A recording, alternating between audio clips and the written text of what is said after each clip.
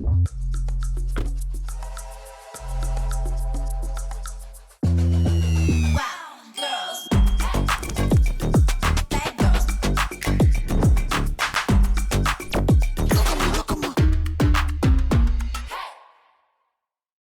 Andy. Hello. Comment tu vas ? Ça va et toi ? Trop bien, trop contente de te recevoir. Moi aussi, je suis trop contente d'être là. Ah, c'est trop bien. Merci. En plus, on peut quand même dire que le décor va avec ta marque. Oui, c'est vrai, on est très rose. On est raccord. On aurait pu le poser là d'ailleurs. On aurait pu le poser sur le siège tout le long. Sponsor. On aurait pu faire une sponsor, franchement. Bon, c'est ok. C'est ok. On fera des photos avec le sac. T'inquiète pas. Ma chère Andy, est-ce que tu peux te présenter, s'il te plaît, en quelques mots ? Oui. Écoute, je m'appelle Andy, j'ai 24 ans. Mais qu'est-ce que t'es jeune ? Souvent, on me dit tu fais beaucoup plus vieille. Alors, je sais pas comment le prendre, mais. Non, tu fais pas plus vieille. Tu fais assurer et assumer, mais tu ne fais pas plus vieille. Ok, ça me fait plaisir. Et je suis youtubeuse et entrepreneuse. J'ai une marque de matcha qui s'appelle Milia Matcha depuis bientôt 3 ans. Trop bien. Voilà. Est-ce que tu peux me raconter un petit peu, Andy, donc vraiment ton parcours ? Donc de ce que j'ai compris, c'est que toi, tu es sur YouTube quand même depuis quelques années. Mais ce que j'aimerais comprendre et ce qu'on aime bien faire du coup dans le podcast, parce que je veux tout savoir, je suis super curieuse, c'est vraiment comprendre pourquoi tu t'es lancée, à quel moment tu t'es lancée. Si je dis pas de bêtises, t'étais ado. Ouais. Et tu vois, c'est là quand je te disais tout à l'heure en off que je fais souvent plusieurs questions en une. Oui, clairement. Bon courage pour toi, Andy. Au pire, on rattrape. Et surtout, quand tu t'es lancée, c'était pour quelle raison ? Est-ce que c'était pour le kiff ou est-ce que c'était par ambition ? Et est-ce que ton entourage était OK avec le fait que tu fasses des vidéos jeunes, etc. Good luck. Ok, merci. Alors attends, j'essaie de me souvenir. Comment est-ce que ça a commencé ? Alors c'était il y a longtemps. Je pense que j'avais 12 ans, si je dis pas de bêtises. Alors moi j'ai une spécialité, c'est que je me souviens jamais des dates, de l'âge, On va faire de l'à peu près. Je pense que j'avais à peu près 12 ans. Ok. Et en fait, j'adorais les vidéos de make-up. Mon rêve, c'était de devenir maquilleuse. J'ai fait une école de make-up. Mais non. Ouais. Ok. J'étais maquilleuse du coup avant d'être youtubeuse de manière officielle. Incroyable. Et du coup, j'ai commencé comme ça. J'ai fait des vidéos. Alors, ma première vidéo, elle s'appelle les 10 conseils beauté. C'est une catastrophe. Oh. Mais c'est mignon quand tu le regardes. C'est les débuts, quoi. Ouais, c'est une catastrophe quand même. Et en fait, je l'ai dit à personne, évidemment. J'ai pas demandé l'autorisation à mes parents. Wow. Et je recommande pas aujourd'hui de faire ça. Mais à l'époque, ça passait un peu plus parce que les réseaux sociaux étaient moins intenses. Carrément. Et donc, du coup, j'ai fait ma première vidéo. Je l'ai pas dit. Et ça avait grave marché. Donc, je me suis dit, OK, il faut peut-être que je le dise à quelqu'un, genre mes parents. Genre juste en une vidéo ? Ouais, ça avait grave marché. Pour l'époque, j'avais quand même j'avais genre au moins 10 000 vues, tu vois, sur la première vidéo. Waouh. C'est choquant. C'est choquant. C'est choquant pour l'époque. Plus le fait que j'étais hyper jeune et que j'étais un peu seule dans mon truc. Donc, j'ai fini par le dire à mes parents. Je me rappelle que mon père, il avait super peur. Ma mère était en mode, mais qu'est-ce que c'est que ça ? Ah ouais. Ouais. Et au final, je crois que je les ai un peu forcés dans le truc, tu vois. Ils m'ont pas. Enfin, j'étais en mode, c'est ma passion. Je veux faire des vidéos de make-up. Laissez-moi faire mes vidéos de make-up. Et du coup, j'ai commencé comme ça. Trop bien. Fou, ouais. Et tes parents étaient. Enfin, ils ont eu une petite crainte, mais ils étaient OK, quoi. Ouais. Après, j'ai toujours été très indépendante. Même jeune, j'étais toujours un peu, pas rebelle, mais tu vois, je suis en mode, donnez-moi votre avis, mais je ferai ce que je veux. Oh, waouh. Comment t'expliques ça ? Je sais pas. Parce que c'est rare quand même. Surtout à l'adolescence, on est un peu mal dans notre peau, etc. C'est une bonne question. Je pense que moi, mes parents ont toujours été séparés depuis que je suis bébé. Ok. Donc, je les ai jamais vus vivre ensemble. Ok. Et du coup, je pense que j'ai eu cette habitude d'être indépendante, d'avoir 2 vies différentes. Mon père qui habitait dans le sud, ma mère proche de Paris, voyager seule, etc. pour les voir parce qu'ils ne se voyaient pas. Enfin bref. Et du coup, j'avais ce truc un peu... Enfin, tu vois, ça, c'est des trucs que les gens font... certains enfants ou adolescents peuvent vivre des divorces, mais moi, comme ça a toujours été présent, je sais pas, je pense que je l'ai vécu différemment et j'ai été direct très indépendante. Jeune, je suis partie chez moi, j'avais 15 ans. Et j'étais en mode, je fais ma vie, laissez-moi, j'ai mon appart, etc. C'est dingue. Ouais, mais j'ai toujours aimé ça. Hein. Ça n'a jamais été quelque chose que j'ai subi. J'ai toujours aimé vivre ma vie un peu solo, quoi. Donc les vidéos, tu vois... Trop bien. J'ai un peu imposé mon truc, mais c'est une relation qu'on a avec mes parents, tu vois. C'est incroyable. Comme ça. Ouais. Et c'est super qu'ils t'aient laissé devenir celle que tu voulais être et sans t'imposer un cadre, des choix scolaires. Enfin, tu nous en parleras aussi. Ouais. Mais je trouve que du coup, tu as eu une certaine liberté qui t'a permis de t'affirmer super jeune. Exactement. T'as pas de frères et sœurs ? J'ai un demi-frère. Alors, je dis que c'est mon frère, mais c'est un demi-frère du côté de ma mère. Ok. Mais on a 10 ans d'écart. Donc, j'étais seule pendant 10 ans aussi. Oui. Donc, ça s'explique aussi. Ça s'explique aussi, c'est vrai. Tu es fille unique. Et du coup, tu as pu te développer pleinement sans copier-coller sur un frère et sœur. Totalement. Ça change aussi pas mal de choses. Et mes parents ont toujours beaucoup soutenue aussi, malgré tout, dans mes choix, dans mes ambitions. Mes parents sont pas du tout, scolaires ou études ou tout ça. Enfin, tu vois, ils m'ont jamais imposé quoi que ce soit. Et du coup, j'ai pu vraiment faire ce que je voulais. Ils m'ont toujours soutenue et ils ont eu confiance en moi. Et ça joue beaucoup. Franchement, ouais, c'est énorme. C'est vraiment une chance. Enfin, moi, je le vois, tu vois, avec toutes les invités qu'on reçoit. Il y a quand même un point commun qui revient souvent, c'est les parents. Et je trouve que c'est dingue, tu vois, sur les 200 femmes que j'ai reçues, il y en a beaucoup d'entre vous qui ont des parents incroyables. Enfin, tu vois, un entourage qui les suit, qui les soutient, alors qu'on sait que c'est pas du tout la majorité. Ouais, vraiment. En fait, ça te construit, hein. Ça fait tout. Vraiment. Et donc, tu fais tes petites vidéos sur YouTube. Je fais mes petites vidéos sur YouTube. J'adore ça, mais en même temps, je dois aussi aller à l'école. Chiant, mais bon, obligatoire. T'aimes pas l'école ? J'aime pas du tout l'école, c'est une catastrophe. Ah, trop marrant. Mais une catastrophe. Hein. Ouais. C'est-à-dire que ma mère, en fait, a toujours énormément travaillé. Donc, elle partait très tôt le matin, rentrait tard le soir. Et donc, elle n'était pas forcément à la maison pour voir si j'allais en cours. Et donc, j'étais indépendante jusqu'au bout, au point que j'avoue qu'il y a des moments où j'allais pas du tout en cours et j'étais, je pense, dernière de la classe. Hein. Mais non. Ah, si. Ouais. Tu m'achèves. Ouais. Je recommande pas non plus, s'il y a des plus jeunes qui nous regardent, mais surtout au niveau du lycée, catastrophe. Incroyable. Vraiment, je pense que j'ai une année, je suis allée peut-être 1 jour par semaine maximum. Mais what ? Ouais, mais comment c'est possible ? Enfin, tu t'es pas fait virer du collège, enfin du lycée ou... Franchement, non. C'était tellement... Tu sais, je vivais à moitié seule et tout. Ils étaient hyper compréhensifs sur la situation. Ouais, c'est un peu bizarre de dire que je suis mythomane. Non, pas du tout. Mais je trouve ça génial parce que c'est c'est pas commun, quoi. Ouais, c'est pas commun. Mais en fait, j'ai toujours voulu être maquilleuse. J'ai toujours gardé ça en tête. Et j'étais en mode, l'école, c'est bien, mais c'est pas pour moi. Je veux travailler. Et j'ai toujours eu le travail en tête. Et c'est pour ça aussi que je prenais ces décisions-là. Et moi, quand on me demandait pour des tournages de venir maquiller, etc., mais les cours, ça n'existait même pas pour moi dans ma tête, tu vois. Okay. Et du coup, ça venait de ça aussi. C'est vraiment pour le travail. Et du coup, tu as appris à maquiller très jeune, toute seule ? Tu as appris en autodidacte, quoi ? Ouais. Okay. J'ai appris sur YouTube. Ok. Ouais, moi, je suis vraiment une grande passionnée de YouTube depuis toujours. C'est pour ça aussi que j'ai commencé les vidéos. Et j'ai appris sur YouTube parce qu'à l'époque, je regardais même les tutos de Sanadas. Pour apprendre à maquiller, je regardais beaucoup les américaines aussi. Et ouais. À l'époque, il y avait tellement de vidéos d'américaines. C'était hyper stylé. Et c'était ouf. Et c'est comme ça que j'ai appris. Alors, plus tard, j'ai fait mon école de make-up. Mais c'est comme ça que j'ai appris. Et au fur et à mesure, si tu commences à maquiller la copine de ta mère, ensuite il y a un mariage, tu commences à maquiller comme ça. Même très jeune, en fait, quand t'es la seule du cercle qui maquille, tu fais des petits jobs et puis au fur et à mesure, t'as de plus en plus de demandes et ça a commencé comme ça. Trop marrant. Et du coup, c'est pour ça qu'à 15 ans, t'es partie de chez tes parents parce que t'avais des jobs déjà en tant que maquilleuse. Oui, aussi parce que j'avais envie d'avoir ma vie, mon appartement, etc. Ok, ouais. Incroyable. Et après, t'es plus jamais revenue chez tes parents. Et je suis plus jamais revenue. C'est ouf. Et franchement, je regrette pas du tout. J'ai l'impression que j'ai 10 ans d'avance, même, tu sais, sur mes amis et tout. Tu fais plein de trucs que les gens ne font pas. Et tes amis sont plus vieux ou pas forcément ? Alors, j'ai de tout. J'ai des amis qui ont mon âge et j'ai des amis qui sont plus vieux, ouais. Aussi parce que mon copain est plus vieux que moi. Donc, on a forcément, ses amis sont devenus mes amis parce que ça fait longtemps qu'on est ensemble. Ok. Et vous avez combien d'écart ? On a 10 ans d'écart. Eh bien, nous, on en a 13. C'est pas vrai. On se comprend. Mais tu verras, après, ils sont très vieux, du coup. C'est ce que je me dis. Tu sais qu'on avait cette conversation, je pense que c'était il y a 3 jours. Il va détester que je dise ça. Je lui ai dit, là, dans genre 6 ans, 5 ans, t'as 40 ans. Ouais. Tu l'es jugé. I know. Moi, il a 50 ans. J'ai que 30 ans. C'est vrai ? Ouais, j'en ai 36. Mais franchement, moi, ça me choque pas parce que je le vis, tu vois. Et je comprends. Franchement, je me vois pas du tout être avec un mec de mon âge, c'est impossible. Je te comprends à 100%. Ouais.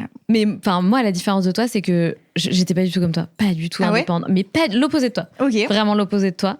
Je sortais qu'avec des mecs de mon âge et je me voyais pas du tout avec quelqu'un de plus. Ça s'est fait vraiment comme ça, spontanément, naturellement. Parce que c'était cette personne-là. Ouais, okay. Exactement. Mais j'aurais jamais imaginé que ça puisse m'arriver. Jamais. C'est ouf. Ouais. J'adore. J'adore aussi. Tu es avec lui depuis combien de temps ? Ça va faire 7 ans là. Enfin, ça fait 7 ans là. Ok, donc c'est une histoire qui roule, quoi. Oui, tout va bien. Trop bien. Ok. Donc, trop bien, tu lances tes petites vidéos, tout ça. Et j'aimerais savoir, donc, au début, tu te dis, je vais devenir maquilleuse, j'adore, je suis fan de maquillage, etc. Mais tu fais quand même tes vidéos sur YouTube par plaisir ou est-ce qu'il y a de l'ambition business derrière, entre guillemets ? Alors, il faut se rappeler que j'ai commencé vraiment quand j'avais 12 ans. Donc, l'ambition business n'existait pas du tout. À l'époque, d'ailleurs, ça n'existait pas. Il y avait quelques youtubeurs qui commençaient peut-être à faire de l'argent, mais ça n'existait pas vraiment. Personne ne savait. Donc, zéro ambition business derrière tout ça. C'était vraiment par passion. En fait, je regardais tellement de vidéos que je suis en mode, je peux moi aussi faire mes vidéos. En plus, je peux montrer mon make-up aussi, mes techniques, etc. Donc, j'ai commencé comme ça. J'ai fait beaucoup de vidéos de make-up au début. Je faisais que du make-up. C'est ce qui marchait en même temps. C'est ce qui marchait en même temps. C'est plus du tout comme aujourd'hui. De toute façon, tous les ans, j'ai envie de te dire qu'il y a un renouvellement, il y a des nouveaux formats qui fonctionnent, il faut suivre un peu tout ça. Mais je calculais pas du tout. Franchement, et j'ai eu beaucoup de chance parce qu'il y a des vidéos qui ont vraiment très bien fonctionné, qui m'ont rapporté des abonnés. Trop bien. Mais c'était pas mon métier, rien de tout ça, quoi. Donc, t'avais pas du tout prévu d'en vivre, quoi, en fait. Ah, mais pas du tout. De toute façon, à 12 ans. Mais à 12 ans, t'avais peut-être 22 ans dans ta tête, donc je me suis dit peut-être qu'elle avait déjà... Alors, peut-être pas autant. Non, mais vraiment, si tu vois la vidéo, tu vas dire, ah ouais, non, ok, je comprends, il y a zéro vision. J'ai trop envie de la regarder. Ah, mais vraiment, je suis très, très jeune, je parle comme un bébé. J'ai un espèce de fond gris, la qualité, elle est catastrophique. Et je suis en mode, 10 conseils beauté. Si vous avez des taches de rousseur comme moi et que vous les aimez pas, mettez du citron sur vos taches de rousseur. C'est vraiment ça, la vidéo. Et t'as réussi à vraiment faire partir tes taches de rousseur avec le citron ? Ça partait un petit peu, ouais, c'est vrai. Mais non, elles reviennent après. C'est trop beau, les taches de rousseur. Je suis sûre que tu les aimes maintenant. Ouais, je les aime bien. Bah ouais, c'est trop beau, les taches de rousseur. Ouais, mais à l'époque, c'était un peu le truc, genre... Ouais, les choses changent. Ouais, exactement. Ok. Et donc, vas-y, raconte-nous un petit peu, du coup, comment est-ce que tu es devenue une créatrice de contenu, une influenceuse ? Est-ce que ça a démarré sur YouTube ou est-ce que tu es allée en parallèle sur Instagram et les deux, ou sur TikTok et tout est monté en même temps ? Comment s'est fait un petit peu ton ascension ? Parce que tu as commencé à 12 ans, tu as 24 ans, ça fait donc 12 ans. Ouais. Tu vois ? Comment ça s'est fait un peu l'ascension de Andy, vraiment créatrice de contenu très demandée, etc. Comment ça s'est fait ? Honnêtement, ça s'est fait au fur et à mesure. Il y a eu un switch à un moment qui a été de changer des vidéos de make-up et de faire plus de lifestyle. Ça a été un gros switch. Encore une fois, toujours pas dans l'optique que ce soit mon métier ou quoi, mais plus dans l'envie de créer du contenu et aussi parce que c'était beaucoup plus démocratisé, tout le monde faisait du contenu. Donc je me suis dit il y a quelques années, pourquoi pas tenter de faire autre chose. Carrément. Donc j'ai commencé avec de la food. J'ai fait transition make-up, ensuite un peu plus beauté en général, et ensuite food. Rien à voir. Ok. Food où je faisais des trends, c'est des concepts. Maintenant on dit trend parce qu'il y a TikTok, mais c'est un peu des concepts. Ok. Tu sais, par exemple, je faisais, je goûte, je mange, je sais pas quoi pendant 24 heures. Tu sais, des trucs vraiment improbables. Donc je faisais ça, et ensuite j'ai switch sur des vlogs où j'intégrais la nourriture. Ok. Aussi, mais aussi la beauté, parce que du coup j'étais en mode, je parle de manger je sais pas quoi pendant 24 heures, mais où est mon make-up, où est ma beauté ? C'est quand même ma passion. Et donc vraiment le format vlog a fait que j'ai pu tout regrouper dedans. Trop bien. Et c'est ça qui a switch, parce que là, je touchais beaucoup plus de monde. Et c'est ce qui a fait que j'ai pris de plus en plus d'abonnés. Et à un moment, au point où je me suis dit, ok, j'arrête tout et je ne fais que ça. Incroyable. Quand tu dis que t'arrêtes tout, c'est que t'arrêtes du coup tous tes jobs de maquilleuse à l'époque. Exactement.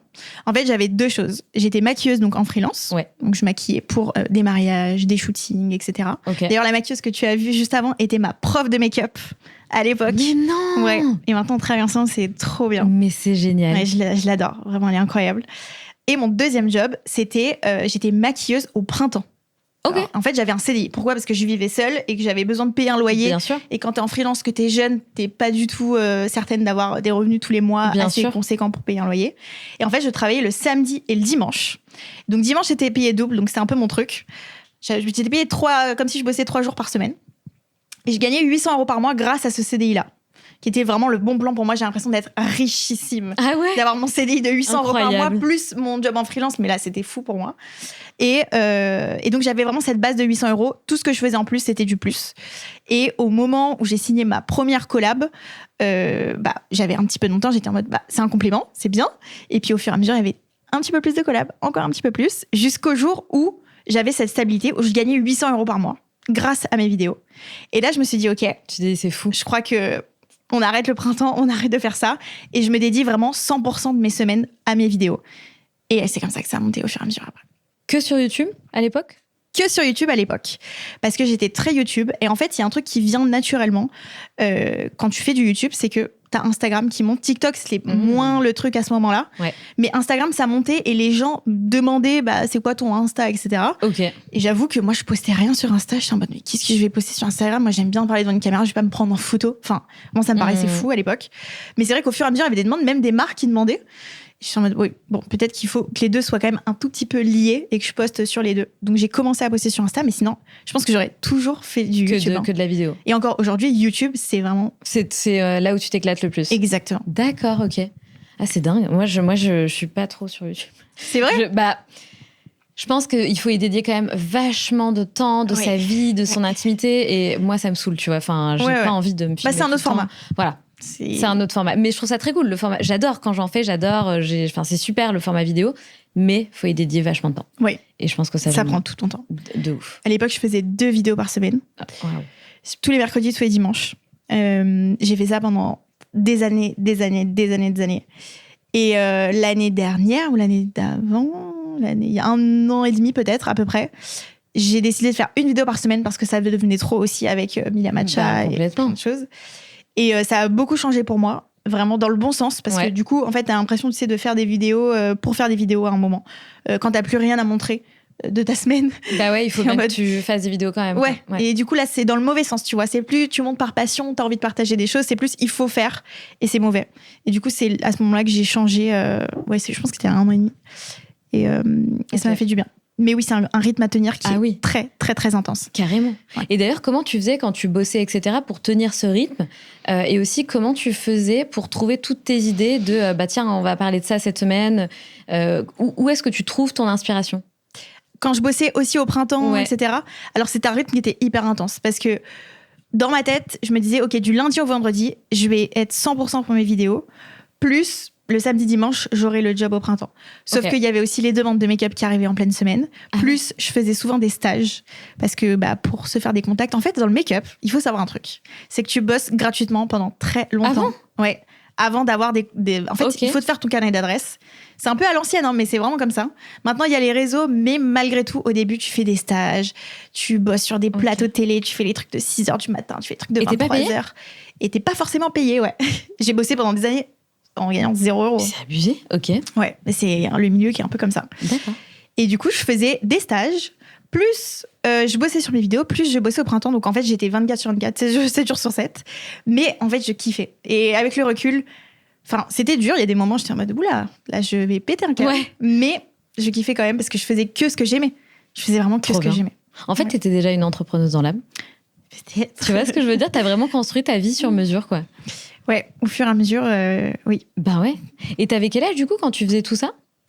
Quel âge j'avais? Alors, comme je t'ai dit, je suis pas très forte sur ça. Parce que t'es tellement jeune, je me dis, attends, là, on dirait qu'elle a eu 27 vies, mais attends, elle n'a que 24 ans. Et là, je me suis redit ça, je me dis, putain, attends, elle avait quel âge, du coup? Je devais avoir 18 ans. D'accord. 17 ans? 18 ans, par là. Ok. À peu près. Et donc, vers 18 ans, tu te dis, bah tiens, je commence à faire pas mal d'argent avec les collabs. Ah oui, non, là, c'est un petit peu plus tard. Ok. Je pense que je devais avoir 19 ans, peut-être.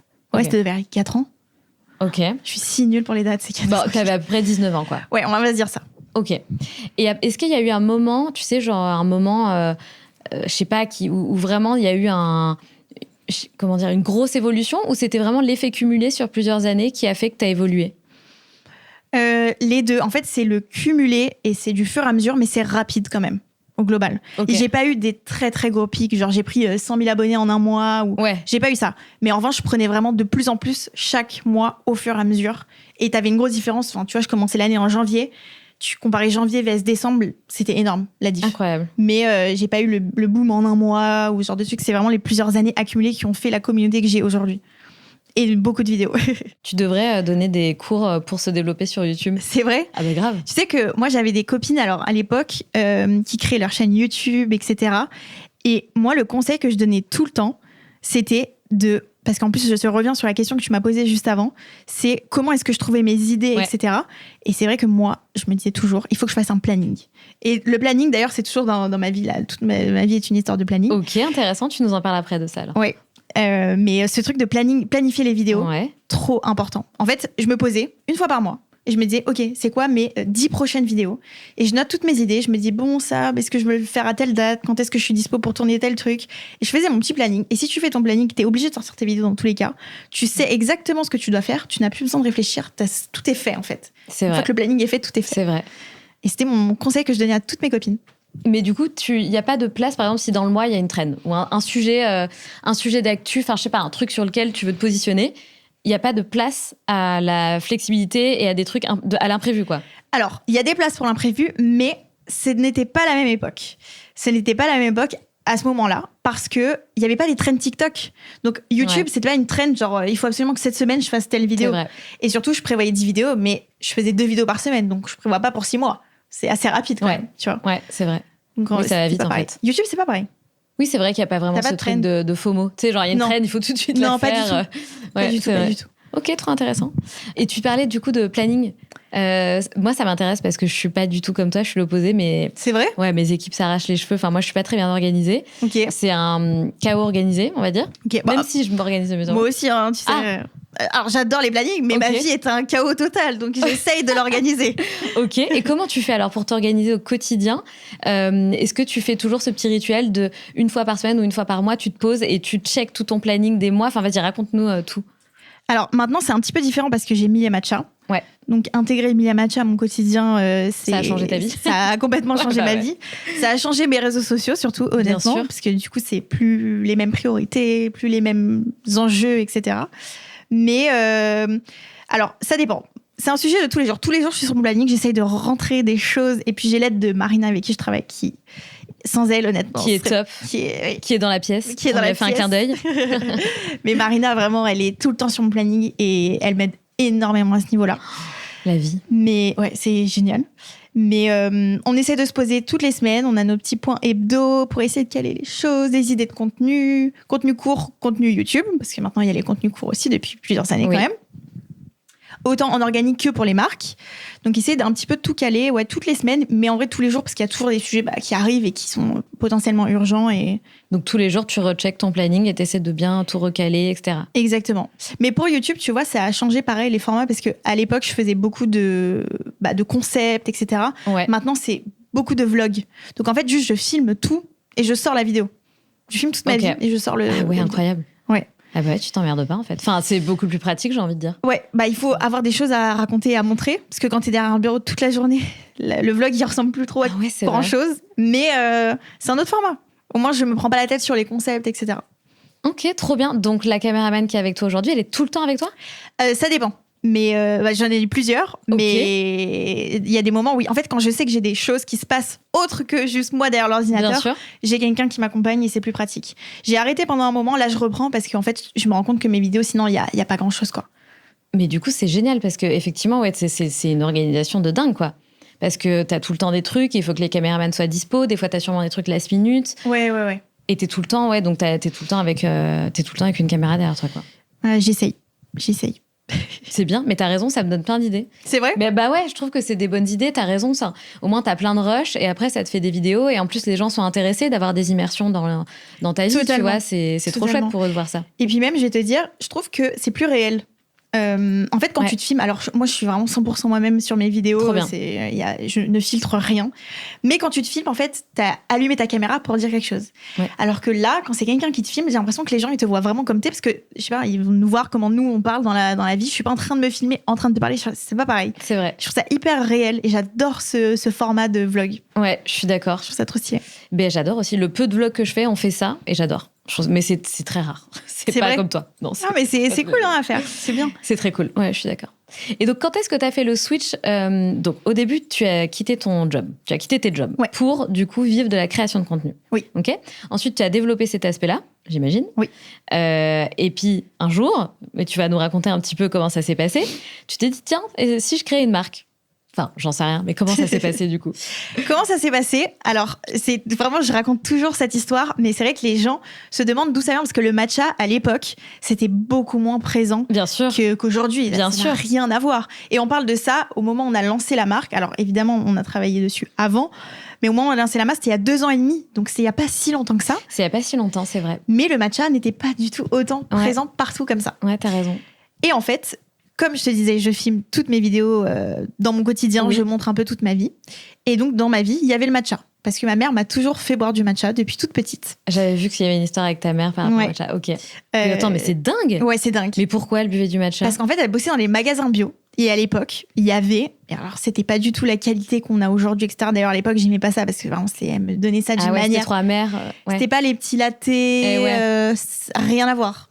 Elle me donnait de l'algue. C'était horrible. Quand je repense à la couleur, je me dis, mais ce n'était pas du matcha, maman. Alors, tu t'es trompée, c'est pas du matcha.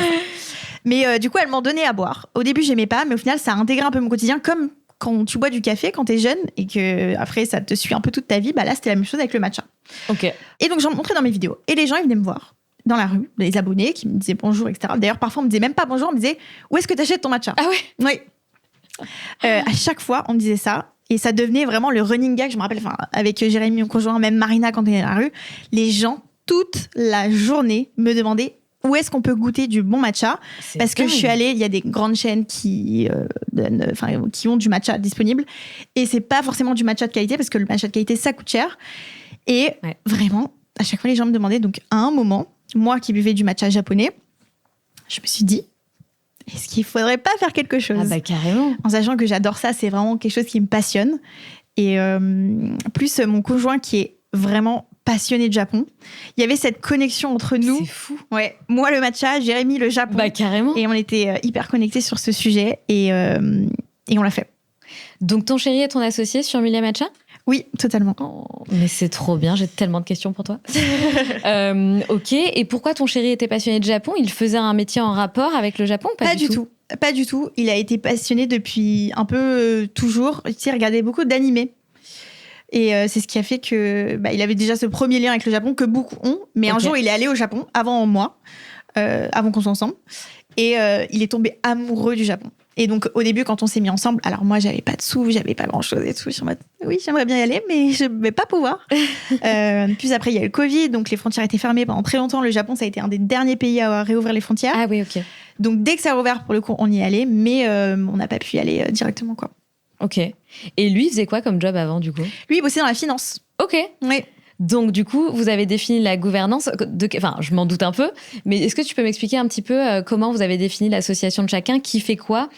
Comment vous avez lancé la boîte? Parce que tu dis que vous avez travaillé, j'imagine, en amont avant de sortir la marque, la DA. Tu peux nous raconter tout cet aspect un peu coulisses? Oui.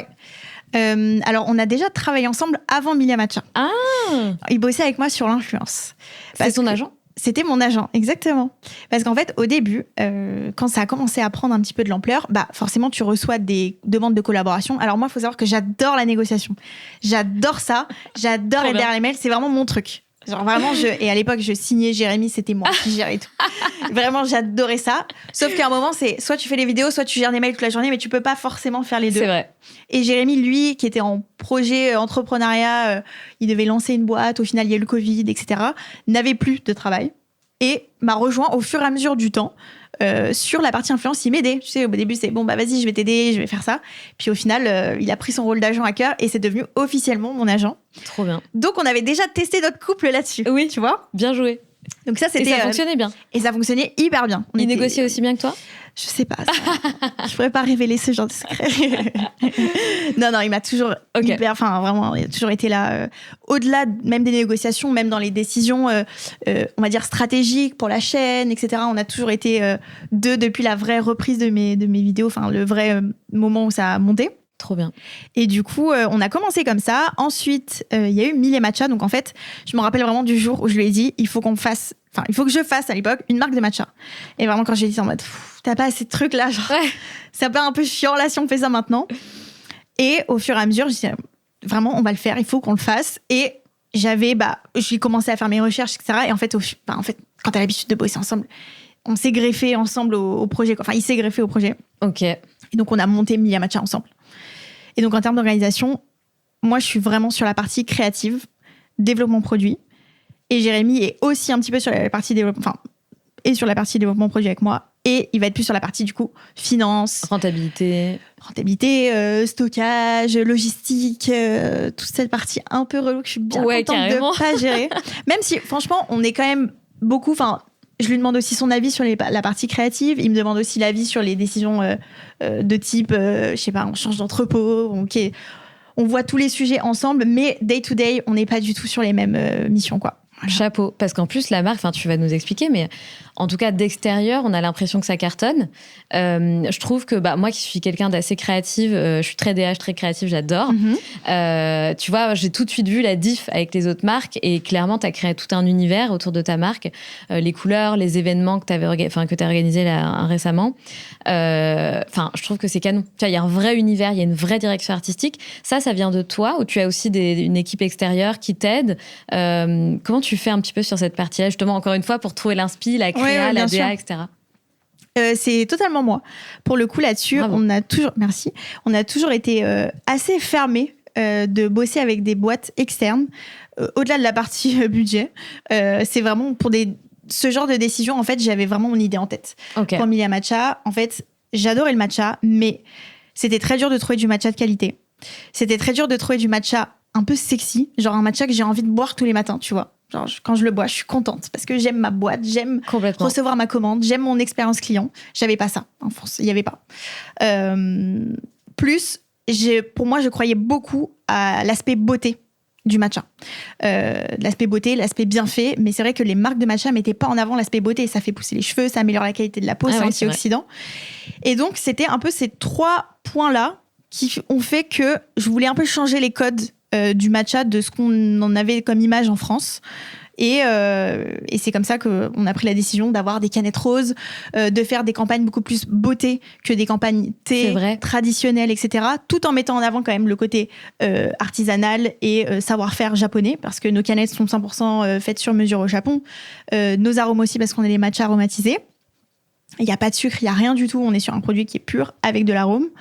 Donc voilà, c'est un peu le parti pris qu'on a choisi, quoi.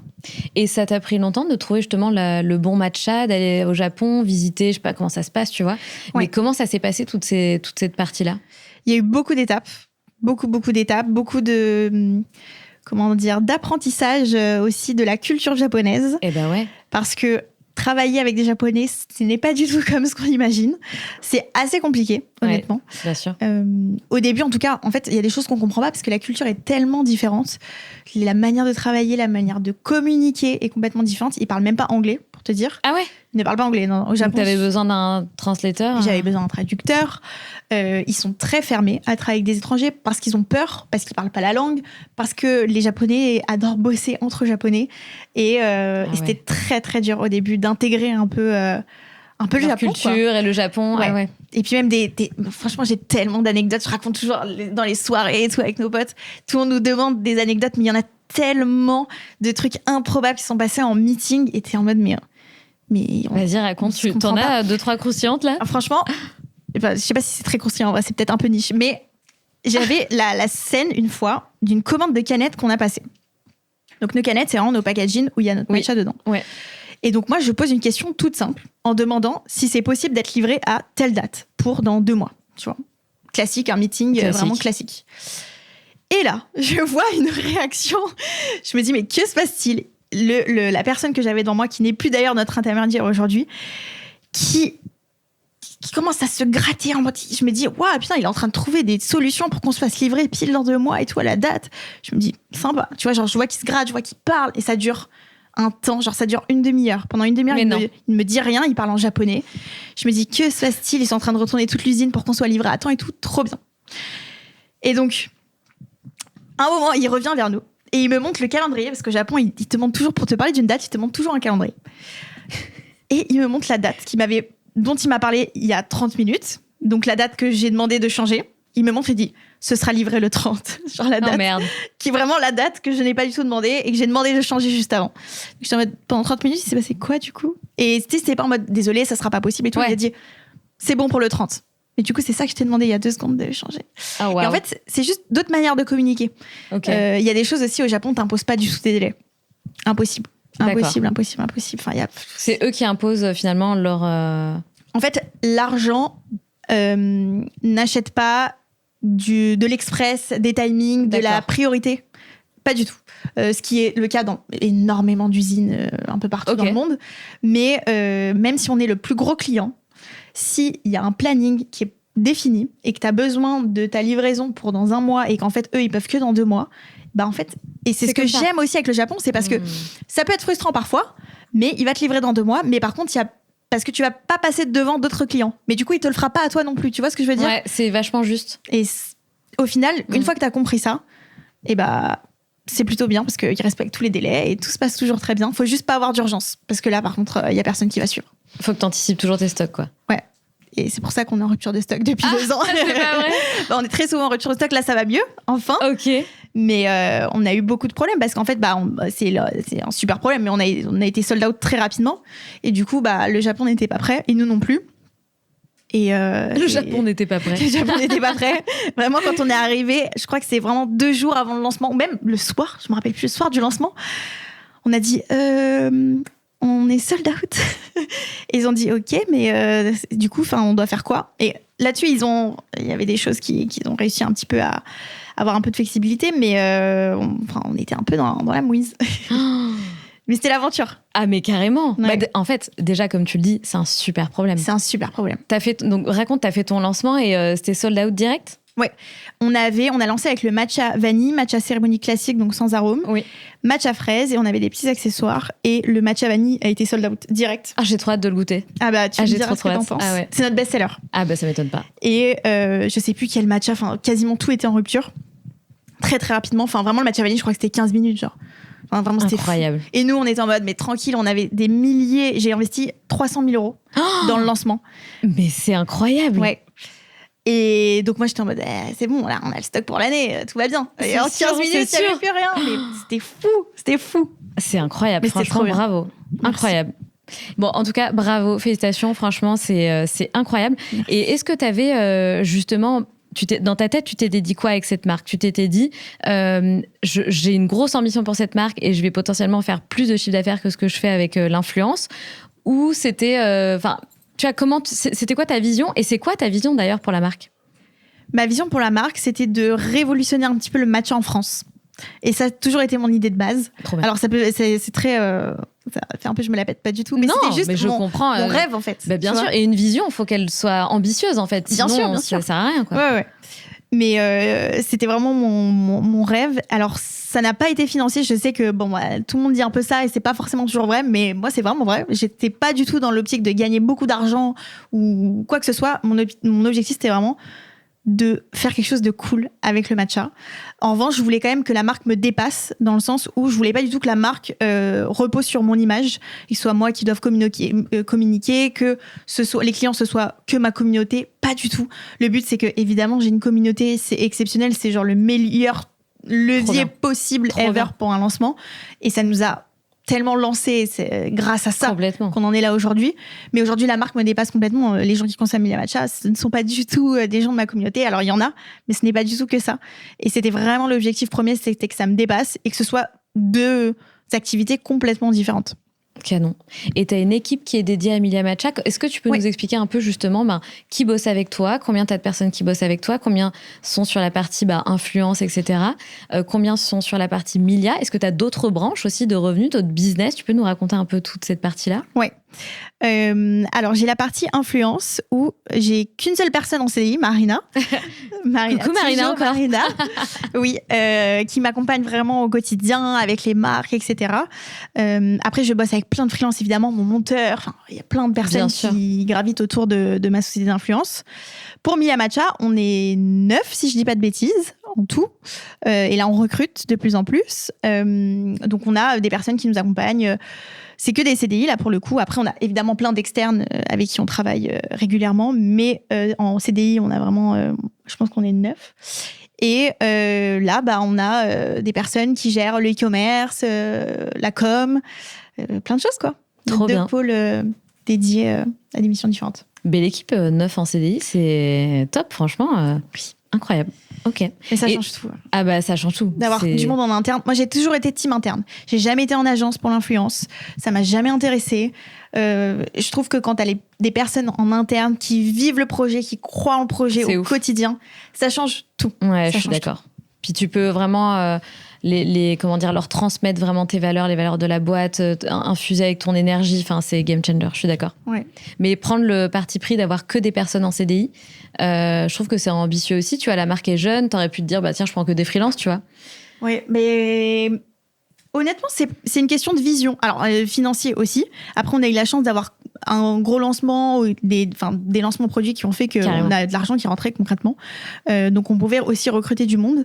Et on a toujours eu cette vision aussi long terme avec Milia Matcha. Un CDI, c'est pas rien. C'est quand même une grosse dépense. Complètement. Mais on a cette vision long terme où on sait que tout est calculé aussi, tout est géré à ce niveau-là. Et pourquoi je te disais ça ? C'est une question de vision, oui, parce que on est vraiment team interne. Avec Jérémy, là-dessus, on partage la même vision. Team interne, ça change tout. Et puis, t'as tellement une ambiance d'équipe. Enfin, c'est quand même des gens que tu vois au quotidien. Genre là, l'équipe qu'on a, T'adores. Ah non, mais je les adore. Non, mais vraiment, il vaut mieux, j'ai envie de te dire. Clairement.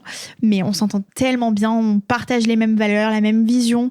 Tout le monde match, tout le monde rigole. Tu viens à une pause déj, t'entends même plus tellement. Tout le monde rigole tellement. Trop bien. Vraiment, c'est... Et vous avez des bureaux du coup alors ? Ouais, on a des bureaux et on change la semaine prochaine de bureau d'ailleurs. Ouais, gros step pour nous. Notre deuxième bureau. Incroyable, donc ça s'agrandit ? Ça s'agrandit beaucoup là. On avait 130 mètres carrés, on passe à 650. Ouais, mais il y a une partie qui va être studio pour l'influence, etc. Incroyable. Mais ouais. 650 mètres carrés dans Paris ? À côté, ouais. C'est un truc de ouf. Ouais. Et donc, tu vas stocker aussi, j'imagine, des produits directement dans ces bureaux-là ou même pas ? Non, en fait, on a un entrepôt qui expédie les commandes où on a et on a aussi d'autres stockages forcément. Mais non, ça va pas être... Alors, on va stocker des produits où on a toujours des produits au bureau forcément pour des envois presse, pour du contenu, etc. Mais notre stockage n'est pas du tout dans les bureaux. Ok, donc tu vas juste mettre des gens et des studios pour l'influence, etc. Oui, mais alors... 650 mètres carrés, c'est terrifiant, dit comme ça. Oui. Et en vrai, c'est terrifiant, je vais pas mentir. Complètement. Mais ça se remplit vite. Hein. Là, j'étais sur les planches, fini de choisir les meubles, etc. pour l'emménagement de la semaine prochaine. Et en fait, tout est rempli, quoi. Après, il manque plus que les recrutements qu'on est en train de faire. Et puis, les open space, il y aura du monde. Incroyable. Ouais, ça va être trop bien. C'est fou. Tu réalises tout ce que tu es en train de construire ? Je sais pas, peut-être. Un peu. Ouais. Je suis contente. Il y a certains moments qui te font réaliser certaines choses. Le quotidien... T'as vraiment la tête dans l'ordinateur et c'est dur de prendre le recul. Tout à fait. En vrai. C'est quelque chose que j'essaie de corriger. Parce qu'avant, c'était catastrophique. Enfin, tu penses toujours à l'étape d'après. Oui. Et ça, c'est terrible. Bah oui. C'est terrible. Et maintenant, ça va mieux. Maintenant, en fait, il y a quelques mois, on a fait notre pop-up à Paris qui était énorme. Enfin, franchement, c'était dingue. Je pense que je m'en rappellerai. C'était trop beau. Moi, j'ai vu la com incroyable. Mais ça, t'as géré solo, t'as pas une Là, on avait une agence qui nous aidait. Ah ouais, parce que mais après, on avait nos équipes internes, notre responsable événementiel qui a tout géré avec nous. Et on était vraiment tous les jours en train de gérer ça pendant des mois et des mois et des mois et des mois. Waouh. Et je crois que ce pop-up, il m'a fait réaliser beaucoup de choses. C'était tellement intense humainement, à tous les niveaux. Et je me suis dit, c'est fou. Wow, il y a quand même du monde vraiment, là. C'est fou. Ouais. Et tout à l'heure, tu m'as dit que tu parlais ouvertement de tes chiffres pour ta boîte, Milia. Du coup, qu'est-ce que ça représente concrètement quand tu as fait ton lancement ? Est-ce que tu parles du chiffre d'affaires que tu as généré au moment du lancement ou à l'année ? Est-ce que tu peux nous parler un petit peu est-ce que le business est rentable déjà ? Est-ce qu'il l'a été tout de suite dès le lancement ? De combien de chiffre d'affaires on parle ? Oui. Alors, il a été rentable dès le lancement. Trop bien. Ce qui était dingue. Je sais plus combien... Ouais, juste la première, le 2023. Mais Marina, tu es exceptionnelle. Ah voilà, c'était ça. En fait, on a lancé en novembre 2023. Et du Attends, tu connais pas ton chiffre d'affaires par cœur ? Je connais tous mes chiffres d'affaires par cœur, mais le lancement, j'ai un... à chaque fois, ça... En fait, j'ai un truc différent à chaque fois, donc vraiment, c'est catastrophique. Je me dis, les gens, ils pensent que je suis une mythomane. Mais pas du tout. Mais donc, du coup, non, on a lancé en novembre 2023. Donc, en 2 mois, on a fait 500 000 € de chiffre d'affaires. Donc, on était rentable parce que l'investissement était de 300 000. Ouais, c'était fou. C'est fou. C'était fou. Et surtout qu'on était en rupture, genre mi-décembre. Enfin, vraiment, ça durait 1 mois, quoi. C'est un truc de malade. C'est le 19 novembre. Ouais, c'était fou. Et 2024, du coup, on a fait 3,1 millions. C'est dingue. Ouais, c'était fou. En fait, on pensait pas du tout que ça allait autant prendre aussi rapidement. En sachant qu'on était en rupture de stock la plupart de l'année. Ah ouais. On s'est dit, mais si on n'est pas en rupture de stock, vraiment, les stocks partent, quoi. Et ça, c'était fou. Et 2025, on a fait 5 millions. C'est incroyable. Franchement, chapeau. Merci. Vraiment, c'est une croissance de dingue, quoi. C'est fou. Et est-ce que vraiment, là, il y a eu une ascension dans ta vie, en fait, en tant que femme, en tant qu'entrepreneuse, en tant que créatrice de contenu, en fait, limite, Milia Matcha t'as propulsé vers plein d'autres choses. Enfin, c'est dingue. Moi, bien sûr, ça m'a ouvert plein de portes. Bah ouais. Et ça m'a... Je pense que j'étais déjà assez responsable dans ma vie, mais pas du tout à ce point. Ça m'a responsabilisée sur plein de sujets. Déjà, quand t'as des personnes, enfin, t'as une grosse équipe en CDI, voilà, t'étais sur des sujets hyper stratégiques, des réunions avec des personnes, et t'étais en mode, qu'est-ce que je fous là? Vraiment, je ne comprends même pas un mot. C'est pas vrai. Mais bien sûr que si, mais ça, c'est... Tu sais, c'est de façade, t'es toujours en mode, oui, alors, je fais plein de trucs et tout. Et vraiment, parfois, je suis dans des meetings, mais même parfois, des personnes de mon équipe, je suis en mode... me demande de valider un truc, je ne sais même pas de quoi tu me parles, mais vas-y, fais-le, j'ai confiance en toi. Incroyable. Vraiment, t'apprends sur le tas aussi. Mais c'est surtout que t'as recruté les bonnes personnes, du coup. Exactement. Ouais, c'est les personnes qui doivent t'apprendre des choses. Complètement. Bah oui, mais c'est ouf. Il y a des moments où vraiment je me dis, qu'est-ce que je fous là? Mais t'as pas le choix et let's go, tu vois. Mais vraiment, c'est arrivé un bon nombre de fois. C'est incroyable. Et dès le départ, t'avais une équipe en place pour développer la boîte. Enfin, tu vois, le e-commerce, ça s'invente pas, quoi. Enfin, tu vois ce que je veux? Parce que tu dis, j'ai investi 300 000 €, donc ça veut dire que t'as investi aussi dès le départ dans des ressources humaines. Oui. Ah ouais. Oui. Okay. Alors, pas beaucoup de monde du tout. Il y avait une personne. Mais... oui. J'avoue que après on a tout construit nous-mêmes et ça a pris du temps. Donc tu vois, pour le e-commerce typiquement, bah tu te renseignes, quoi, t'essaies de trouver, tu regardes des revues, des optimisations e-commerce, plein de choses. Après t'as ton développeur qui va te conseiller sur des choses. On n'était pas du tout agence, on n'a pas du tout bossé avec des agences pour le lancement, mais bah on avait un dev en freelance qui nous a conseillé. Et puis en fait t'apprends, tu fais des erreurs, t'apprends. C'est plus ça qui nous a formés à optimiser au fur et à mesure. Encore aujourd'hui, on fait plein d'erreurs et on apprend et on en fera pour toujours. Franchement, c'est beau. C'est beau, et surtout que tu dis que tu as déjà, en 2 ans et demi, réussi à faire tourner, entre guillemets, la marque sans forcément toi. Évidemment que tu es l'image aussi un petit peu de ta marque, etc. Et que tu es associé un peu à Milia, évidemment. Oui, et c'est cool, et tant mieux. Tu es reconnu pour ce que tu crées et ta marque tourne quand même solo. C'est fou, tu vois. Enfin, je trouve qu'en 2 ans et demi... Putain, franchement, les gars, chapeau, quoi. Merci. Bah, c'est les travail d'équipe. Bah, franchement, bravo. Et t'as été un peu copiée? C'est marrant que tu me poses cette question. Ah ouais? Bah, en fait, je pense qu'il y a toujours... Alors, il y a les copies dans le sens... Il y a 2 choses différentes pour moi. Il y a le plagiat et il y a les inspirations. Il y a des choses que tu vois et tu sais que, tu l'as fait il y a 2 secondes. Mais ça, je trouve pas ça dérangeant parce que tout le monde s'inspire de tout le monde. Je trouve pas ça mauvais, alors sauf quand c'est vraiment trop obvious ou quoi, ça me dérange pas du tout. Exactement. Après, le plagiat, ça, on a eu beaucoup de sujets, beaucoup de problèmes. C'est pas vrai. Ah si. Je pense que si je te donne, je le connais même pas, mais le montant en avocat de propriété intellectuelle qu'on a dépensé depuis 2 ans et demi, tu fais un arrêt cardiaque. Et moi aussi, je pense, je veux pas savoir. Mais parce qu'on a eu des vrais plagiats, dont un très très gros au Canada. Mais non. Storytime. Plagiat au Canada, une marque qui s'appelle, je vais même pas donner le nom, qui est copie conforme de Milia Matcha, juste il y a une lettre qui change dans le nom. C'est un truc de ouf. Copie conforme, donc qui a repris tous nos visuels, qui a tout changé et qui faisait des collabs avec des influenceurs. Donc qui payait des influenceurs que je suivais à l'époque de mes tutos make-up. Et j'étais en mode, toi, tu travailles avec la marque qui a plagié Milia Matcha, je peux pas y croire. Et en fait, ils payaient des influenceurs. La marque était une fausse marque, mais je pense que les influx vérifiaient pas forcément. C'était pas une vraie marque. Ok. C'était une copie conforme, mais forcément, ils pouvaient pas avoir nos canettes personnalisées, etc. Donc c'était vraiment la même chose, version type. Et là, la marque n'existe plus parce qu'on a fait des procédures de fou furieux. C'est d'ailleurs toujours en cours, je crois. C'est pas 100% fini, mais les marques n'existent plus. Mais c'était un gros sujet parce qu'ils bossaient avec tous les influenceurs aux États-Unis. Et c'était un plagiat Milia Matcha, c'est-à-dire que c'était nos visuels et tout, c'était pas une copie. C'était nos visuels qu'ils avaient pris, qu'ils avaient mis sur leur site, notre site qu'ils avaient pris, qu'ils avaient mis leur nom dessus. C'était un truc de fou. C'est un truc de malade. C'est un truc de fou. Mais en vrai, aujourd'hui, on est trop équipés. Ça t'a appris d'avocats, etc. pour plus que ça arrive. Mais en vrai, quand ça arrive au début, tu ne sais même pas qui contacter, que faire. Complètement. Ça te dépasse, quoi. Parce qu'aujourd'hui, Milia Matcha se vend partout dans le monde. Oui. Alors, on expédie d'ailleurs à partir de lundi. Si je te dis pas de bêtises, on expédiera plus que depuis la France. Parce qu'aujourd'hui, tout est expédié depuis la France dans le monde entier. Ok. Et à partir de lundi, on expédie aussi depuis l'Allemagne, l'Espagne et le UK. Ok. Pour les pays, parce que c'est des pays qu'on développe, des marchés qu'on développe. D'accord. Donc pour l'instant, c'est ça, et l'Asie pour très bientôt. Et tu vends tes produits aux US aussi ? Oui, alors il y a eu avec tout ce qui s'est passé, je ne sais pas d'ailleurs si la livraison est dispo actuellement parce qu'on a dû le mettre en pause. Ok. Mais normalement, oui, en fait, à la base, oui. Mais là, je sais que c'est un peu compliqué en ce moment. C'était un sujet e-commerce il y a pas très longtemps. Et ce que je trouve ouf aussi, c'est que du coup, tu t'es dit, on me demande souvent des matchas, ma communauté me demande de donner des marques de matchas, etc. Est-ce qu'avant de te lancer, T'as fait vraiment au feeling, en mode tu connais ta communauté, tu connais leurs besoins et t'as vraiment capté les questions qu'ils te posaient, etc. Et c'est comme ça que t'as créé l'image de marque, la charte graphique, la DA, etc. Ou vraiment t'as fait toute une analyse prospect, persona, cible, etc. très approfondue pour être pile poil dans le truc. Tellement pas. Ah, c'est dingue! C'est beaucoup moins calculé que ça. En fait, il faut dire fou, que souvent, les gens passionnés ne sont pas du tout stratégiques. Et là-dessus, j'avais ma vision long terme, etc. Mais j'ai pas du tout étudié. Pour moi, en fait, j'ai mes besoins. Parce qu'il faut savoir que comment je prends les décisions, par exemple, créatives, développement produit sur Mia Matcha, c'est de quoi j'ai besoin.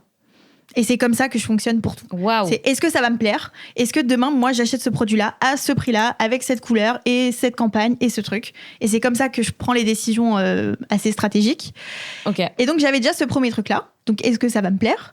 Et aussi, les besoins des gens. Je savais qu'ils me parlaient beaucoup de l'amertume sur un matcha. Ouais.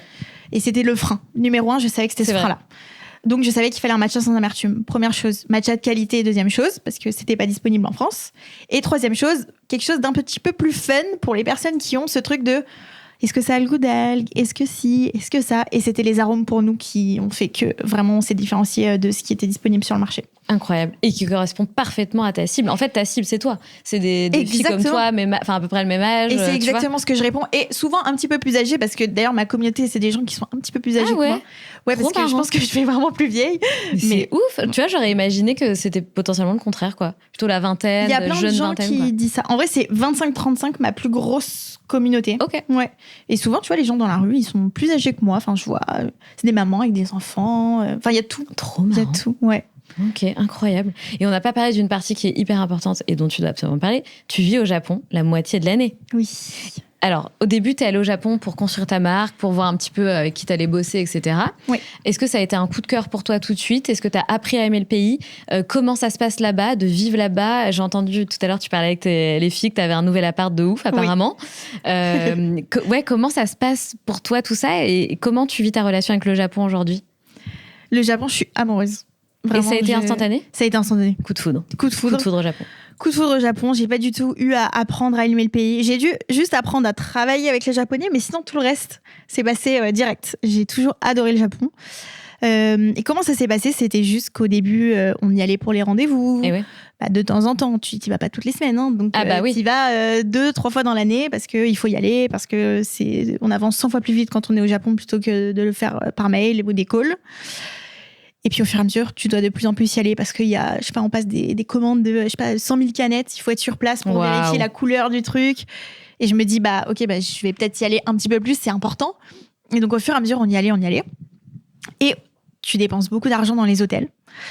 T'es toujours dans les valises. T'es jamais confort. L'hôtel, quand tu prends d'habitude, il y a plus de place. Si tu dois aller, machin, et tu fais une nuit là. Après, notre vie, c'était un bordel. Franchement, c'était un bordel pendant longtemps. Et on s'est dit, on va essayer de prendre un appartement. Trop bien. On a aussi créé notre société au Japon. Parce qu'on a une société là-bas. Parce qu'en fait, on est arrivé à des moments où les Japonais ne voulaient... Enfin, ils n'aiment pas forcément recevoir des virements de l'étranger. Alors vraiment, je te parle d'un problème hyper niche, mais... Ah, d'accord. Ils n'aiment pas forcément recevoir des virements de l'étranger. Ça les fait peur. Ça les stresse. Ça les stresse. Ils sont très stressés. Ok. Et la société au Japon nous permettait aussi d'accéder à des choses qui étaient assez fermées, parce que quand tu as une société japonaise, tu as un nom japonais, tu as des mails en japonais, tout ça. Et donc, ça rassurait aussi les Japonais. Donc, on a eu des portes qui ont pu s'ouvrir grâce à cette société et on en avait conscience. Et il y avait vraiment ce truc à un moment où on devait faire un virement. Ils étaient en mode, on veut pas de virement. Là, si tu veux passer commande, il faut une société au Japon. Je suis en mode, quand je vais t'envoyer, je sais pas combien de dizaines de milliers d'euros, comme ça, je vais pas demander à quelqu'un de... bien sûr. C'est pas possible. Donc, du coup, on a créé cette société qui a fait qu'on a pu louer un appart au Japon, parce que le Japon est ultra fermé. Ok. Tu peux pas louer un appart comme ça, c'est dingue. Ça m'étonne qu'à moitié, en fait. C'est hyper, hyper fermé. Tu peux même pas avoir un numéro de téléphone. Enfin, non, quand je te dis fermé, c'est la vraie fermeture. Waouh. Très, très, très, très dur de s'installer au Japon en tant qu'étranger. Et puis, on a fait des demandes de visa. Moi, j'ai toujours pas mon visa, d'ailleurs. Jérémy a son visa. Moi, j'ai pas encore mon visa. Et puis voilà, donc au final, on a pris un appartement. Parce que c'était beaucoup plus confort, on savait qu'il n'y avait pas ce stress-là, on prend nos billets d'avion et puis après sur place, il n'y a plus rien à gérer, on a nos affaires. Et c'est le bon moment en plus là, parce que je crois que le yen a baissé, enfin je sais pas quoi. Ouais, ça fait quelques années que c'est comme ça. Ok, d'accord. Ça fait quelques années que c'est comme ça. Mais c'est... Donc là, t'as un appart au Japon, quoi. Ouais, et là on a changé d'appart en janvier. Donc on a un appart plus grand et vraiment plus cool parce que l'autre était pas ouf en vrai. Okay. Donc on était content d'être au Japon, mais l'appart était un peu en mode. Et là on a un vrai appart dans lequel on est trop bien et c'est trop cool quoi. C'est incroyable. Et tu préfères ta vie c'est à Tokyo du coup ? Oui, c'est à Tokyo. Tu préfères ta vie à Tokyo qu'à Paris ? Tu veux la vraie réponse ? Ouais. Tokyo. Bah ouais. J'avoue, Tokyo c'est incroyable. En fait, c'est incroyable à trop de niveaux. Déjà, il fait tout le temps beau. Alors, sauf quand c'est la saison des pluies. Mais oui, mais par exemple, là, j'y étais de décembre à février. Et vraiment, je voyais les calls que je faisais avec les filles du bureau en France. Et je voyais, il faisait noir dans les calls. Ah bah ouais, mais Paris. Je me disais, mais c'est horrible. Et nous, on avait le ciel bleu tous les jours. Mais c'est l'hiver, mais t'as le ciel bleu tous les jours. Donc déjà, t'as le temps qui aide beaucoup. Les Japonais. Puis j'adore les Japonais, j'avoue. C'est ouf. Je parle pas japonais couramment, mais le peu sur lequel on arrive à communiquer, vraiment, on adore cette culture. Et puis, c'est hyper safe aussi. Il n'y a pas d'insécurité, il y a très très peu d'insécurité au Japon. J'aime pas dire qu'il n'y a pas, parce qu'il n'y a jamais zéro dans aucun pays, mais au quotidien, t'en as pas, honnêtement. Tu te sens safe, quoi. Tu te sens hyper safe. Enfin, le nombre de fois où j'ai dit, alors je ne le fais plus, voilà, je le dis quand même sur Internet, mais je l'ai beaucoup fait. Maintenant que je le fais plus, je peux le dire, je fermais jamais chez moi. Mais jamais. Ah, dingue. Il y a une fois, on est parti avec Jérémy, on est rentré en France pendant 2 mois. J'avais oublié de fermer l'appart. Non mais est-ce que ça arrive sincèrement de faire ça en France ? Ah ben impossible. Non mais impossible. Impossible. Encore moins à Paris. Encore moins à Paris. Vraiment, c'est... Ouais. Incroyable. Donc j'avoue que ça, tu t'en rends pas compte quand t'es à Paris. Alors oui, il y a des moments, plein de moments où tu ressens des choses, où tu te sens pas en sécurité, où c'est stressant, etc. Ouais. Mais quand tu vas dans un pays où ça n'existe pas et que tu rentres, tu te dis waouh, en fait toute l'année je vis ça, je vis dans ce stress et dans cette espèce de charge mentale quotidienne où tu dois calculer certains trucs, faire attention et en fait t'arrives plus du tout à l'ignorer une fois que t'as comparé avec ailleurs. Et c'est vrai que c'est quand même assez pesant, je trouve, en France. En tant que femme, en tout cas, Mais complètement. C'est pas facile. Et puis même en tant que femme entrepreneuse, visible sur les réseaux, machin. Ouais, je comprends. Ouais. Ok, trop bien. Incroyable. Je savais que t'avais... Je m'étais dit, mais de toute façon, je pense qu'Andy, elle a vraiment un parcours de ouf et tout. Enfin, tu vois, ça change de... J'ai reçu énormément de femmes et elles ont vous avez toutes des très beaux parcours. C'est toujours super intéressant, c'est toujours super enrichissant pour moi. Mais c'est vrai que cet aspect Japon, je l'ai pas. Tu vois, c'est la première fois que je l'ai, en fait. Pour moi, c'est nouveau, donc je suis hyper curieuse de tout ça. Et je trouve que c'est rare. Il y a beaucoup de Dubaï, il y a beaucoup de Bali, il y a beaucoup de machin. Il y a beaucoup moins de Japon. Il y a beaucoup de Bali, oui. Mais honnêtement, c'est tellement dur d'aller au Japon que je comprends. Ouais. Je pense qu'il y en a plein qui ont essayé, qui n'ont pas réussi. C'est trop dur. Ouais. Ah, c'est trop dur. C'est fou. Mais j'ai toujours pas mon visa. Je l'ai demandé il y a un an et demi. Ah ouais. Ouais. Et on a une société. Et la société est à nos noms. On a payé de l'argent, etc. Ça ne s'achète pas. Tu ne peux rien faire. Et on se doute d'un truc, tu vois, pour te dire à quel point c'est dur. Jérémy a eu son visa. Jérémy a fait des études. Je n'en ai pas fait. Oh, non. Si. Ah non, mais c'est connu. Ah ouais. Et là, je pense que c'est ça le sujet sur moi. Il m'aime pas parce que j'ai pas fait d'études. Ouais. Et pourtant, la société tourne au Japon. Enfin, je veux dire, il se passe des choses. Donc, on rapporte aussi de l'argent. Enfin, tu sais, on contribue. Mais ils s'en foutent complet. Ah merde. Ils s'en foutent, ouais. Parce que Jérémy, il a dû donner ses diplômes et tout pour faire la demande de visa. Ouais. Ok, donc tu penses que c'est... Enfin, bon, on sait pas, mais tu franchement, je suis 99% sûre. Et on a un avocat sur place qui gère ça aussi avec nous. Et il nous a dit, ouais, c'est possible. C'est fort probable que ce soit ça. Incroyable. Ouais. Et tout à l'heure, c'est ça. J'ai retrouvé ma petite question. Ah oui, dis-moi. Parce que je te demandais, est-ce que tu as d'autres business, d'autres branches, d'autres trucs que tu développes ? Non. Non, donc t'es focus, influence, Emilia. Ouais. Okay. Pour l'instant, en tout cas. Ça vient d'une passion. J'ai pas envie de faire des business, genre de me dire qu'est-ce que je peux créer de plus. Bien sûr, ça vraiment, fait déjà beaucoup. C'est le matcha. Bah oui. Peut-être qu'il y a d'autres portes qui s'ouvriront et j'aurai des idées à un moment, mais j'ai pas du tout d'autres activités que ça. Ok. Et est-ce que tu te lances aussi un peu dans l'IMO ou vraiment l'appart au Japon, c'était parce que c'est arrangeant, c'est machin, parce que du coup il y a beaucoup de gains financiers, etc., de ressources financières. Et comme ton mec est dans la finance, est-ce que vous avez tout cet aspect de justement comment est-ce qu'on fait pour faire fructifier, développer le patrimoine, etc. Est-ce que c'est des sujets en tout cas qui gravitent autour de vous ? Oui, c'est des sujets qui gravitent. Après, si je suis vraiment honnête avec toi, ça commence tout juste parce qu'en fait, ça a été tellement intense ces dernières années que t'as pas vraiment le temps de tout faire en même temps, c'est très dur. Donc aujourd'hui, je n'ai jamais acheté d'appartement. L'appart au Japon, c'est une location, enfin tout est en location. Ah, je pensais que c'était un appart que vous aviez acheté au Japon. Ah non, mais t'as déjà vu les prix des apparts au Japon? Ah ouais, je me rends pas compte. C'est hors de prix. Pour le coup, autant la vie peut ne pas coûter cher au Japon, mais les logements, c'est hors de prix. D'accord. Hors de prix. Inaccessible. Ok. J'espère un jour peut-être, mais je suis même pas sûre. Enfin, ah ouais, d'accord. Vraiment, c'est hors de prix. Et donc non, moi Jérémy il a investi son argent avant qu'on se rencontre dans des choses. Moi, je n'ai jamais. Alors, j'ai quelques petits trucs, mais j'ai pas d'appartement, j'ai pas tout ça. Là, je commence à me dire bon, ça fait peut-être beaucoup de loyers. En fait, quand j'accumule tous les loyers entre les bureaux au Japon, les bureaux en France, les apparts et tout, je me dis waouh, là c'est plus possible, c'est une catastrophe. Donc là, je commence à me poser la question. Ouais. Mais oui, c'est un sujet. Mais c'est dur de trouver du temps de faire ça parce que ça se fait pas en 2 jours, quoi. Non, mais c'est vrai que c'est intéressant, surtout quand on arrive à des niveaux de business comme ça, c'est l'étape d'après en fait. Exactement. Tu vois, c'est super important. C'est hyper important, je suis d'accord. Écoute, tu nous en parleras quand tu auras mis plein de trucs en place. J'espère. Tu nous en parleras parce que c'est des sujets super intéressants. Ouais, et je trouve qu'on n'en parle pas assez, tu vois. On n'en parle pas assez et je trouve que, moi je culpabilise beaucoup. Surtout quand tu dis... moi, par exemple, mes parents n'ont jamais eu les moyens de s'acheter ni l'un ni l'autre un appartement ou quoi que ce soit. Ils n'ont jamais pu faire ça. Et c'est vrai que je me suis toujours dit, il ne faut pas que je fasse ça. Parce qu'aujourd'hui, ils doivent payer des loyers qu'ils ont du mal à payer tous les mois. Ah ouais, putain. Et c'est dur. Ouais. C'est hyper dur. Et pour le coup, je me suis toujours dit, il ne faut pas que je le fasse. Et là, je me dis, ok, c'est vraiment ce que je suis en train de faire. Après, je fais plein de choses qui font il se passe plein de choses. Bien sûr. Et puis, tu es super jeune. Oui, bien sûr. Mais c'est bien de se dire à un moment, ok, là... C'était compréhensible pendant 3-4 ans. Il y a des choses sur lesquelles on a un peu fermé les yeux, mais il faut aussi faire attention et penser au futur parce qu'on ne sait pas ce qui peut se passer. Ouais, je suis d'accord. Mais je pense que oui, je suis d'accord. Je pense qu'il faut savoir faire des trucs intelligents. Et on dit l'achat, c'est pas forcément le plus intelligent, l'achat de résidence principale pour s'enrichir. Mais le but n'est pas toujours de s'enrichir, mais d'avoir aussi une petite partie de sécurité, tu vois. Clairement. Moi, c'est plus côté sécurité pour l'instant. J'en suis à ce step. Ou juste aussi du bon sens d'investissement global. Mais le but, c'est pas d'acheter 40 appartements. Oui, en tout cas pas aujourd'hui, tu sais pas, ça se trouve dans 10 ans ça va être une nouvelle passion. Je me le souhaite. Voilà. Je me le souhaite, clairement. Mais là, j'en suis pas du tout à ce stade. Non, mais en tout cas, bravo, chapeau, parce que j'imagine que t'as fait l'influence devait déjà te faire bien gagner ta vie, mais là, je pense que t'as fait un bond en avant avec la boîte, etc. Même pour toi, c'est ouf, j'imagine, de vivre ça à ton âge. C'est incroyable. Bah ouais. Franchement, je suis ultra reconnaissante de ce que je vis. C'est vraiment, je suis trop heureuse. Alors, il y a plein de moments où c'est dur, où tu doutes. Bien sûr. Et je trouve que ça va parce que maintenant, on en parle un petit peu plus sur les réseaux, tu vois, de ces moments où on sait que c'est pas facile de faire tout ça. Mais pour rien au monde, je voudrais que ça change. Vraiment, j'aime trop ce que je fais. Trop bien. En tout cas, vraiment, chapeau. Vous me faites halluciner, les nanas de 24 ans, à faire des trucs comme ça. Ça promet de grandes choses. J'ai aucun doute sur la suite de ta life, Andy. À mon avis, il va se passer des choses de fou encore.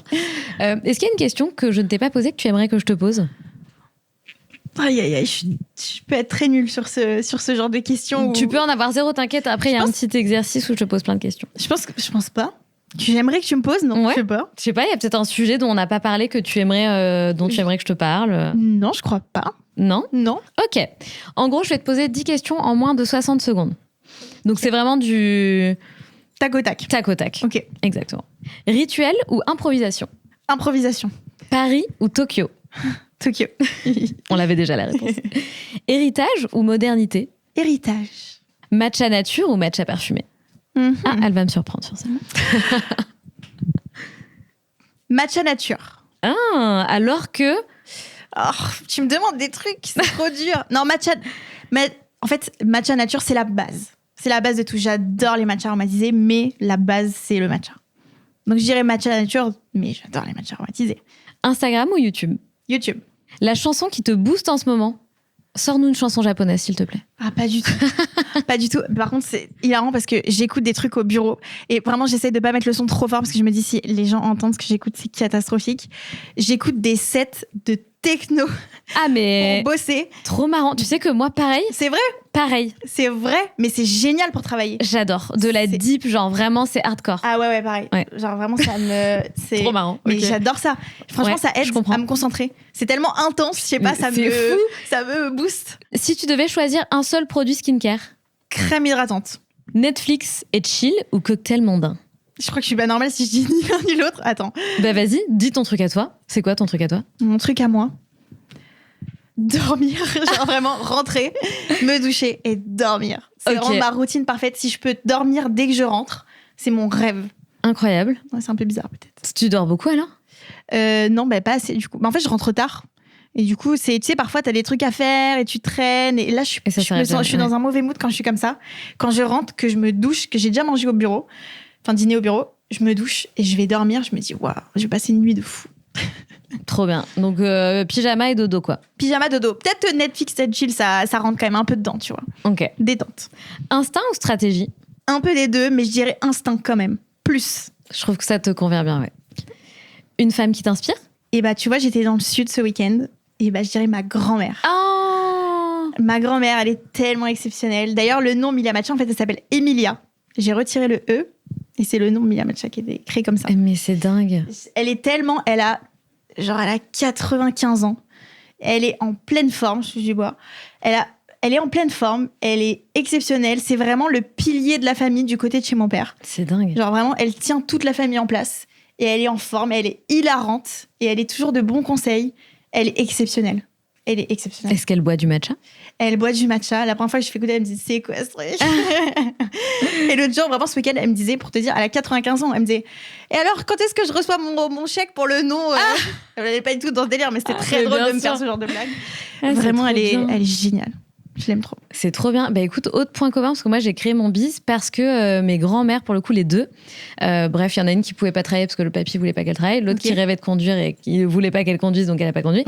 Et du coup, j'ai créé mon biz justement pour mettre les femmes en lumière, pour justement aider les femmes à réaliser leurs rêves et s'émanciper, etc. Incroyable. Mais du coup, il y a un vrai lien avec les grands-mères. Et pareil, je suis fan d'une de mes grands-mères, trop belle, trop drôle, trop tout. J'ai l'impression de vivre sa vie, vivre une partie de la vie qu'elle aurait dû vivre à travers ma vie. Exactement. Ouais. Bah, c'est tellement une autre génération où t'as ce gap, en fait, avec tes grands-parents, forcément. Ils ont vécu des trucs de dingue. Et mais pour carrément. Eux, ce qu'on fait, et c'est délirant, quoi. Complètement. Ouais. En tout cas, bravo Andy. Bah, merci beaucoup. Merci d'être venue, c'était trop chouette. Merci très belle continuation à toi. Plein de succès, plein de bonheur. Aussi. Kiffe le chemin. Merci Apprécie beaucoup. tout ce que tu vas vivre. Merci Andy. Merci.